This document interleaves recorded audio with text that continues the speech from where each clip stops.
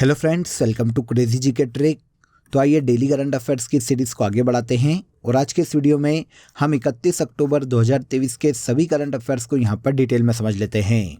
Video में and तक बने रहिएगा। वीडियो पसंद आए तो वीडियो को लाइक और शेयर कर दीजिएगा। पीडीएफ डाउनलोड करना है आपको तो आप क्रेजी जी के ट्रिक के टेलीग्राम चैनल से या फिर क्रेजी जी के ट्रिक के एप्लीकेशन पर जाकर फ्री ऑफ कॉस्ट इसकी पीडीएफ को कलेक्ट कर सकते हैं। आइए आज के करंट अफेयर का सबसे पहला क्वेश्चन देखते हैं। संयुक्त सैन्य अभ्यास काजिंद 2023 किन दो देशों के मध्य शुरू हुआ? क्वेश्चन इंपॉर्टेंट है, नोट कर लीजिएगा।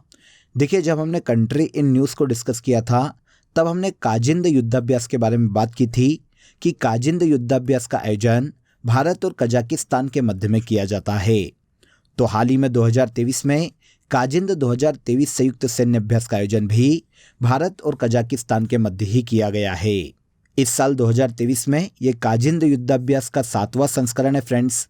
इस युद्धाभ्यास की शुरुआत देखिए 30 अक्टूबर को हुई है और ये 11 नवंबर 2023 तक कजाकिस्तान के ओटार में आयोजित किया जाएगा। दोनों देशों के मध्य में रक्षा सहयोग स्थापित करना और द्विपक्षीय संबंधों को बढ़ावा देना इस युद्धाभ्यास को आयोजित किए जाने का मुख्य उद्देश्य है। तो काजिंद युद्धाभ्यास के 7वें संस्करण का आयोजन भारत और कजाकिस्तान की सेना के मध्य में किया गया है। यहाँ पर यह याद रखिएगा फ्रेंड्स कि पहले इस युद्धाभ्यास में दोनों देशों की थल सेना पार्टिसिपेट करती थी, लेकिन इस साल से मतलब 2023 से इस युद्धाभ्यास में दोनों देशों की वायुसेना मतलब एयर फोर्स भी पार्टिसिपेट कर रही है। इस तरह से यह जो युद्धाभ्यास है यह द्विसेवा युद्धाभ्यास बन गया है। सबसे पहली बार इस संयुक्त युद्धाभ्यास की शुरुआत 2016 में एक्सरसाइज प्रबल दोस्तिक के नाम से की गई थी और आगे चलकर 2018 में इसका नाम बदला गया और प्रबल दोस्तिक के स्थान पर काजिंद युद्धाभ्यास इसका नाम कर दिया गया। तो अब भारत और कजाकिस्तान के मध्य में काजिंद युद्धाभ्यास के 7वें संस्करण का आयोजन कजाकिस्तान के ओटार में हाल ही में किया गया है। इसके पहले लास्ट ईयर इसका 6वां संस्करण मतलब काजिंद 2022 का आयोजन भारत के मेघालय के उमरोई में किया गया था। अब ये तो हो गया देखिए काजिंद युद्धाभ्यास। अगर हम भारत और अन्य देशों के संयुक्त युद्धाभ्यास की बात करें तो भारत और फ्रांस के मध्य में डेजर्ट नाइट और गरुड़ युद्धाभ्यास का आयोजन किया जाता है। भारत और बांग्लादेश की सेना के मध्य में बोंगो सागर, भारत और चीन के मध्य में हैंड इन हैंड युद्धाभ्यास का आयोजन किया जाता है और भारत और रूस की सेना के मध्य में इंद्र युद्धाभ्यास का आयोजन किया जाता है। सभी को याद रखिएगा, सारे की सारे इंपॉर्टेंट है। देखिए फ्रेंड्स, आज से डेली करंट अफेयर्स की इस सीरीज़ में हमने एक नया इनिशिएटिव लिया है। अब डेली करंट अफेयर्स में देखिए जो इम्पोर्टेंट कमेंट होते हैं यूट्यूब पर, उसको हम यहाँ पर एक कमेंट को लेंगे रोज़। कोशिश करेंगे कि रोज़ ले पाएँ और अगर नहीं ले पाते हैं तो वीक में 2 बार हम कोशिश करेंगे कि एक इम्पॉर्टेंट कमेंट को जो कि बहुत ही रिलीवेंट है उसको हम यहाँ पर लें। तो आज के इस सेशन में देखिए लास्ट डे के करंट अफेयर में मोहम्मद फैज़ल अली का कमेंट आया था, उसको हमने यहाँ पर कलेक्ट किया है। देखिए इन्होंने कमेंट किया है फ्रेंड्स कि मैं क्रेजी जी के ट्रिक के करंट अफेयर्स का या डेली करंट अफेयर्स को रेगुलर फॉलो करता हूँ। इसी के आधार पर 67th Bihar public service commission CCE में डिस्ट्रिक्ट ऑडिट ऑफिसर के पोस्ट पर इनका देखिए सिलेक्शन हो गया है। इनकी जो रैंक आई है वो 141 है। तो मोहम्मद फैज़ल अली ने हमको धन्यवाद दिया है। हम भी देखिए आपको बहुत बहुत शुभकामनाएं देते हैं इसके लिए कि आप सिलेक्ट हुए हैं बिहार PSC में। पूरी क्रेजी जी के ट्रिक की टीम आपके उज्जवल भविष्य की कामना करती है और again crazy G K trick की पूरी टीम आपको ही बहुत धन्यवाद करती है कि आपने डेली करंट अफेयर्स या क्रेजी जी के ट्रिक के चैनल पर आप लगातार बने रहे। इसी तरह से देखिए जितने भी स्टूडेंट्स हैं उनको मैं यही कहना चाहता हूँ कि अगर आप डेली करंट अफेयर्स की सीरीज़ को रोज़ फॉलो करते हैं, देखिए जैसे कि अभी फेस्टिवल थे तो काफ़ी स्टूडेंट फॉलो नहीं कर पाए, रेगुलर नहीं देख पा रहे हैं, लेकिन फिर भी आप समझिए कि हमारा जो काम है, हमारा जो एम है वो किसी एक दिन का मोहताज नहीं है। हमको रेगुलर कंटिन्यू पढ़ना है, रोज़ डेली करंट अफेयर या किसी भी करंट अफेयर को फॉलो करना है ताकि फाइनली हम सिलेक्शन ले पाए, क्योंकि अल्टीमेटली हमारा जो मोटिव है वो सिलेक्शन ही है। इसीलिए आप डेली करंट अफेयर को या क्रेजी जी के ट्रिक को लगातार फॉलो करें, रोज़ इसके वीडियो देखें ताकि एग्ज़ाम में अगर आपको कोई भी क्वेश्चन आए तो आपको ईजिली आप उसे फाइट कर पाएँ, आप उसे लगा पाएँ। क्योंकि देखिए डेली करंट अफेयर से बाहर किसी भी एग्ज़ाम में आपका करंट अफेयर का क्वेश्चन नहीं जाएगा। तो मोहम्मद फैज़ल अली का यहाँ पर हमने आज कमेंट लिया है। इसी तरह से अगर हमारे पास रिलीवेंट कमेंट आएंगे, अच्छे कमेंट आएंगे किसी भी तरह के सिलेक्शन वाले, तो हम उनको यहाँ पर डिस्कस करेंगे ताकि आपको पता चले कि डेली करंट अफेयर्स की इसी सीरीज से आपको कंटिन्यू क्वेश्चन देखने को मिल रहे हैं। ओके, तो मोहम्मद फैज़ल अली, एक बार फिर से आपको बहुत बहुत शुभकामनाएं। आइए अगले क्वेश्चन पर आते हैं। रग्बी वर्ल्ड कप 2023 किस देश ने जीता है? तो देखिए 2023 में रग्बी वर्ल्ड कप का जो खिताब है ये दक्षिण अफ्रीका की रग्बी टीम ने अपने नाम किया है। इसने फाइनल में देखिए न्यूजीलैंड की टीम को हराकर रग्बी वर्ल्ड कप 2023 का खिताब जीता है। आयोजन कहाँ पर किया गया ये भी इंपॉर्टेंट हो जाता है। तो 2023 में देखिए रग्बी वर्ल्ड कप का ये 10वां सीजन था जिसका आयोजन फ्रांस में किया गया। विनर रही है साउथ अफ्रीका की टीम, चौथी बार इसने ये टाइटल अपने नाम किया है। रनर अप है न्यूजीलैंड की टीम और थर्ड प्लेस पर इस रग्बी वर्ल्ड कप में इंग्लैंड की टीम रही है। तो विनर और रनर अप को याद रखिए, इंपॉर्टेंट है। रग्बी वर्ल्ड कप 2023 का खिताब साउथ अफ्रीका ने फाइनल में न्यूजीलैंड को हराकर जीता है। अब देखिए फ्रेंड्स, ये एक रग्बी प्रतियोगिता है, जैसा कि नाम से आपको समझ में आएगा। इसकी शुरुआत 1987 में की गई थी। लास्ट टाइम 2019 में 9th रग्बी वर्ल्ड कप का विनर साउथ अफ्रीका ही रहा था और इसे होस्ट किया था उस वक्त जापान ने। अब 11th रग्बी वर्ल्ड कप 2027 का आयोजन ऑस्ट्रेलिया में 2027 में किया जाएगा। इस साल 2023 में 10th रग्बी वर्ल्ड कप का आयोजन फ्रांस में किया गया जिसका खिताब दक्षिण अफ्रीका ने न्यूजीलैंड की रग्बी टीम को हराकर जीता है। अगले क्वेश्चन पर आ जाते हैं। भारत में 31 अक्टूबर को राष्ट्रीय एकता दिवस किस राष्ट्रीय नेता की स्मृति में मनाया जाता है? बहुत ही इंपॉर्टेंट है फ्रेंड्स। एकता दिवस के रूप में देखिए किसका जन्म दिवस मनाया जाता है। अगर आपको ये पता चल जाएगा तो आपको ये पता चल जाएगा कि राष्ट्रीय एकता दिवस किस नेता की स्मृति में मनाया जाता है। तो स्टैच्यू ऑफ यूनिटी आप सभी जानते हैं सरदार वल्लभ भाई पटेल की प्रतिमा का नाम है, इसीलिए राष्ट्रीय एकता दिवस भी सरदार वल्लभ भाई पटेल का ही जन्म दिवस है जो कि हर साल 31 अक्टूबर को मनाया जाता है। सरदार वल्लभ भाई पटेल की जयंती के रूप में 31 अक्टूबर को पूरे देश में नेशनल यूनिटी डे के रूप में मनाया जाता है और 2023 में ये 148वीं जयंती है सरदार वल्लभ भाई पटेल की जो कि 31 अक्टूबर को मनाई जाएगी। पूरे देश के लोगों को एकजुट करना, समाज के उत्थान के कार्य करना और सरदार वल्लभ भाई पटेल के विचारों को जन जन तक पहुंचाना इस डे को मनाए जाने का मुख्य उद्देश्य है। यहाँ पर देखिए अगर हम शुरुआत की बात करते हैं तो भारत सरकार के द्वारा राष्ट्रीय एकता दिवस मनाए जाने की शुरुआत 2014 में की गई थी। इस साल 2023 में राष्ट्रीय एकता दिवस के मौके पर प्रधानमंत्री मेरा भारत युवा संगठन की शुरुआत करने वाले हैं। इस संगठन से देखिए युवाओं को राष्ट्र निर्माण के आयोजन में सक्रिय भूमिका निभाने का मौका मिलेगा। अब यहाँ पर देखिए अगर हम सरदार वल्लभ भाई पटेल की बात करते हैं तो इनके जीवन के बारे में थोड़ा सा जान लेना चाहिए क्योंकि यहाँ से क्वेश्चन आने की संभावना बहुत ज़्यादा है। तो वल्लभ भाई पटेल का जो जन्म दिवस है देखिए वो 31 अक्टूबर को मनाया जाता है। इनका जन्म 31 अक्टूबर 1875 को गुजरात के नाडियाड में हुआ था। ये भारत के पहले गृह मंत्री और उप प्रधानमंत्री के रूप में कार्य कर चुके हैं। सरदार वल्लभ भाई पटेल को ही भारत में देशी रियासतों के एकीकरण का श्रेय दिया जाता है, इसलिए इनके जन्मदिवस को नेशनल यूनिटी डे के रूप में मनाया जाता है। कब मनाया जाता है याद रखिएगा, तो 31 अक्टूबर को मनाया जाता है। देखिए दोस्तों, अगर आपको मंथली करंट अफेयर्स की डिटेल PDF लेना है तो आप रूट एप्लीकेशन या क्रेजी जीके ट्रिक एप्लीकेशन से डाउनलोड कर सकते हैं। साथ ही आप वीडियो के कमेंट बॉक्स में भी लिंक दिया हुआ है जहां से क्लिक करके आप ले सकते हैं। इन मंथली करंट अफेयर्स PDF में देखिए पूरे मंथ के जो सबसे ज़्यादा एग्जाम रेलेवेंट क्वेश्चन होते हैं उन क्वेश्चन को यहाँ पर डिटेल के साथ प्रोवाइड किया गया है जो एग्जाम के लास्ट टाइम रिवीजन में आपको बहुत हेल्प करता है। तो एक बार जरूर क्लिक करें। चलिए आगे बढ़ते हैं। हाल ही में किस मंत्रालय द्वारा 16वें अर्बन मोबिलिटी इंडिया सम्मेलन का आयोजन किया गया? तो 16वें अर्बन मोबिलिटी इंडिया सम्मेलन का आयोजन देखिए भारत के आवासन और शहरी मामलों के मंत्रालय के द्वारा किया गया है। Ministry of housing and urban affairs के द्वारा नई दिल्ली में हाल ही में 16वें अर्बन मोबिलिटी इंडिया सम्मेलन का आयोजन किया गया। इस सम्मेलन के इनॉग्रेशन की बात करें तो ये भारत के पेट्रोलियम एवं प्राकृतिक गैस मंत्री श्री हरदीप सिंह पुरी के द्वारा किया गया है। आयोजन का उद्देश्य क्या है? तो देखिए इस आयोजन में शहरी परिवहन के फ्यूचर पर चर्चा की जाएगी। फ्यूचर में कैसे शहरी परिवहन को मेंटेन किया जाने वाला है, कैसे इस क्षेत्र में प्रोग्रेस की जाने वाली है, इसी पर विचार के लिए दुनिया भर के नेताओं को इस सम्मेलन में एकत्रित किया गया था। तो 16वें अर्बन मोबिलिटी इंडिया सम्मेलन का आयोजन हाल ही में नई दिल्ली में ministry of housing and urban affairs के द्वारा किया गया है। इसके बाद अगले क्वेश्चन को देखते हैं। निम्नलिखित में से किसे प्रतिष्ठित ग्लोबल लीडरशिप अवार्ड 2023 प्रदान किया गया है? तो देखिए, ग्लोबल लीडरशिप अवार्ड 2023 से हाल ही में नीता अंबानी को सम्मानित किया गया है। अवार्ड किसके द्वारा दिया गया, ये इंपॉर्टेंट हो जाता है। तो global leadership award 2023 US India strategic partnership forum के द्वारा दिया गया।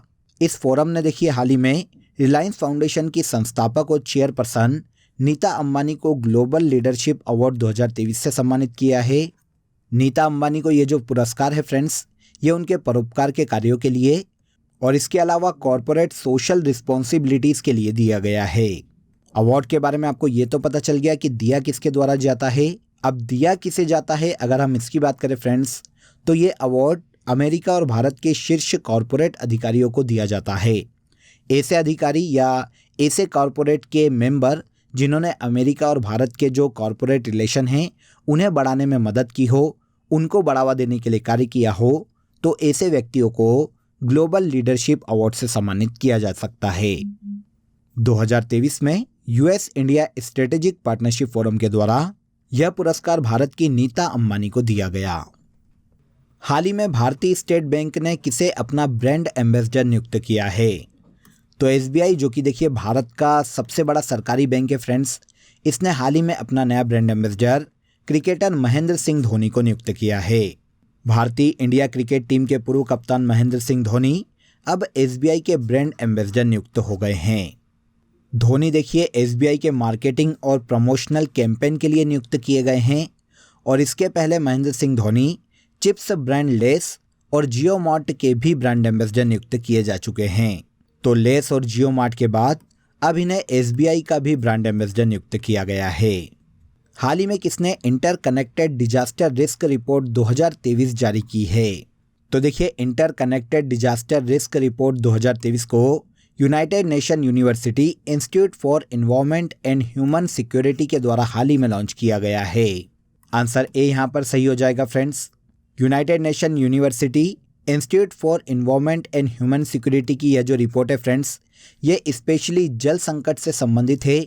इस रिपोर्ट के अनुसार अगर हम भारत के पॉइंट ऑफ व्यू से देखें तो भारत में सिंधु गंगा के मैदान के कुछ क्षेत्र पहले ही भूजल की कमी के खतरनाक बिंदु को पार कर चुके हैं और इसके अलावा इस रिपोर्ट के अनुसार भारत का जो उत्तर पश्चिमी क्षेत्र है वहाँ पर 2025 तक भूजल की उपलब्धता का गंभीर संकट सामने आ सकता है। तो देखिए, रिपोर्ट का इंटरनली डेटा तो नहीं पूछा जाएगा क्योंकि रिपोर्ट में अलग अलग क्षेत्रों के बारे में बताया गया है, तो इस तरह से अलग अलग क्षेत्रों के बारे में क्वेश्चन पूछे जाने की संभावना नहीं है।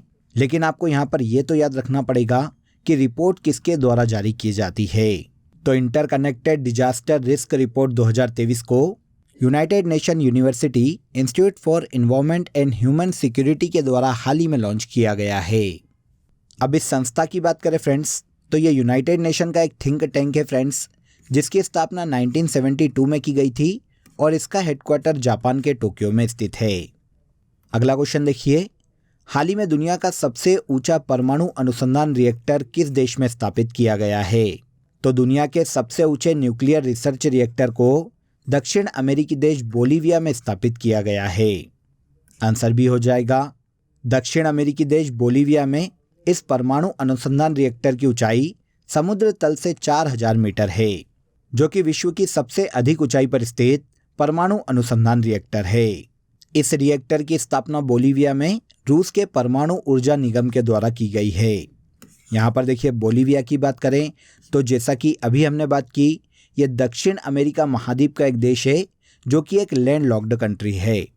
इसकी कैपिटल लापाज है। चर्चित भारतीय प्रतिस्पर्धा आयोग किस केंद्रीय मंत्रालय के अंतर्गत एक वैधानिक निकाय है?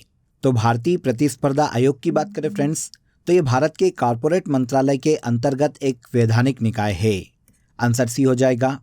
देखिए फ्रेंड्स, सुर्खियों में क्यों है, अगर हम इसकी बात करें तो भारतीय प्रतिस्पर्धा आयोग ने हाल ही में स्पेन के बार्सिलोना में स्पेनिश राष्ट्रीय बाजार और प्रतिस्पर्धा आयोग द्वारा आयोजित इंटरनेशनल कंपटीशन नेटवर्क के 22वें वार्षिक सम्मेलन में संचालन समूह की सदस्यता हासिल की है। तो भारतीय प्रतिस्पर्धा आयोग को देखिए एक मेंबरशिप मिली है किसकी? इंटरनेशनल कंपटीशन नेटवर्क की। अब देखिए इंटरनेशनल कंपटीशन नेटवर्क की बात करें फ्रेंड्स, तो ये एक इनफॉर्मल और वर्चुअल नेटवर्क है जो कि पूरे वर्ल्ड स्तर पर प्रतिस्पर्धात्मक कानून अधिकारियों के बीच में सहयोग स्थापित करने के लिए कार्य करती है और कंपटीशन को फेयर बनाती है। इस संस्था की स्थापना 2001 में की गई थी और अब भारत ने इसके संचालन समूह की सदस्यता हासिल कर ली है। अब यहाँ पर देखिए भारतीय प्रतिस्पर्धा आयोग की बात करें, कंपटीशन कमीशन ऑफ इंडिया की बात करें फ्रेंड्स, तो ये भारत की एक स्टैट्यूटरी बॉडी है जो कि देखिए भारत में फेयर कंपटीशन को बढ़ावा देने के लिए कार्य करती है और इसके अलावा बाजार उपभोक्ताओं के हित का ध्यान रखने का कार्य करती है। यह संस्था मिनिस्ट्री ऑफ कॉरपोरेट अफेयर्स के अंतर्गत आती है जिसकी स्थापना देखिए 14 अक्टूबर 2003 को की गई थी। रवनीत कौर वर्तमान में भारतीय प्रतिस्पर्धा आयोग के प्रेसिडेंट के पद पर हैं। यहाँ पर यह भी याद रखना चाहिए आपको कि कंपटीशन कमीशन ऑफ इंडिया की अध्यक्ष बनने वाली ये पहली महिला है। कौन है ये? रवनीत कौर। इसके बाद आज के करंट अफेयर का सबसे लास्ट क्वेश्चन देखिए, हाल ही में नॉर्थ ईस्ट इंडिया फेस्टिवल का आयोजन किस देश में किया गया? तो नॉर्थ ईस्ट इंडिया फेस्टिवल का आयोजन हाल ही में दक्षिण पूर्वी एशियाई देश वियतनाम में किया गया है। आंसर ए हो जाएगा। भारत और वियतनाम के मध्य में शिक्षा, व्यापार, बिजनेस और संस्कृति को बढ़ावा देने के उद्देश्य से नॉर्थ ईस्ट इंडिया फेस्टिवल का आयोजन वियतनाम में किया गया है। इसकी कैपिटल हनोई है फ्रेंड्स और वियतनामीज डोंग यहाँ की ऑफिशियल करेंसी है। क्लियर? तो यहाँ पर देखिए हमने 31 अक्टूबर के सभी करंट अफेयर्स को डिटेल में समझ लिया।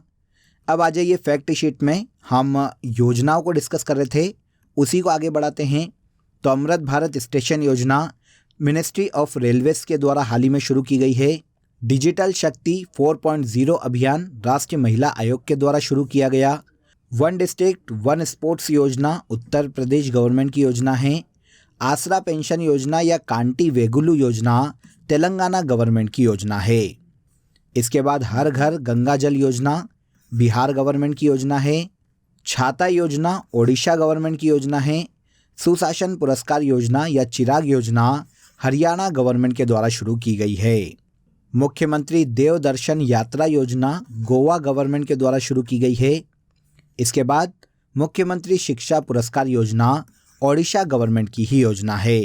एंटी डस्ट अभियान की बात करें तो यह दिल्ली सरकार के द्वारा हाल ही में प्रदूषण के निपटान के लिए शुरू की गई है।